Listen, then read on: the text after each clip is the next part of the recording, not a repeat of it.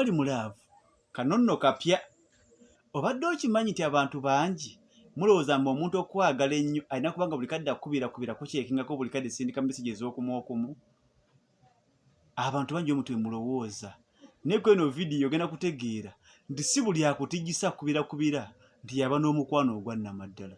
Abantu bangi batwagala mu kamwa naye nga ku mutima takwagala.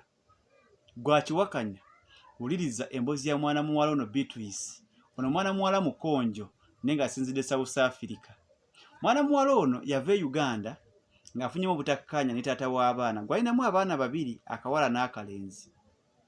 Naye munnange entabwe we yava mu njogera yagamba omusajja ono yali ayiza okukutakukuta naye nga buli wamubuuza omusajja agamba nze gwe mukazi wange gwe njagala sina mukazi mulala gwamanye ebibyo gy'obijja. Mukazi watu kyamukyankalanye ekyo n'agenda e Bulaaya apambane. Bwe yagenda e Bulaaya okupambana gye yagwira mu laavu ne onani shopping omu ng'omusajja ono awangalira Kuwait. Naye ng'omusajja ono azaalibwa Masaka. Munaye ng'omusajja ono alina omukwano ogutagambika. Buli kadde vidiyo call nga bamanyi bankuba kye yabeera ku free wifi. Taba nga ffe abali e Uganda bagula buddata. Munnange omusajja nga takeesa mukazi vidiyo call. Omukazi nga tagwa ku mulaavu eyannamaddala. Omukazi nga teerabira taata w'abaana tamuggyemu birowoozo. Alaba taata w'abaana bwikadde. Omusajja amala omwezi mulamba yadde ka message tekaliiyo.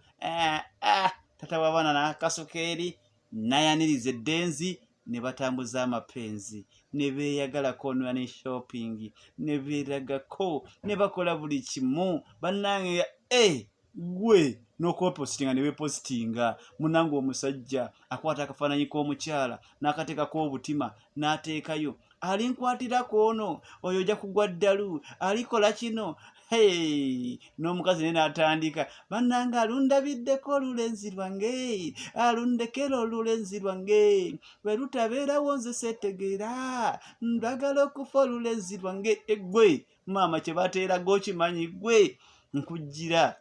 Omukazi atuuka ekiseera asemberedde okukomawo e Uganda abuzayo emyezi 3 wabula olulenzi lwe oluli olunkuba kyeyo lwakomawo e Uganda lumaze emyezi 2 kati olulenzi luli eno lwesunga. Omukazi akomawo nzageno mutikula ku kisaawe.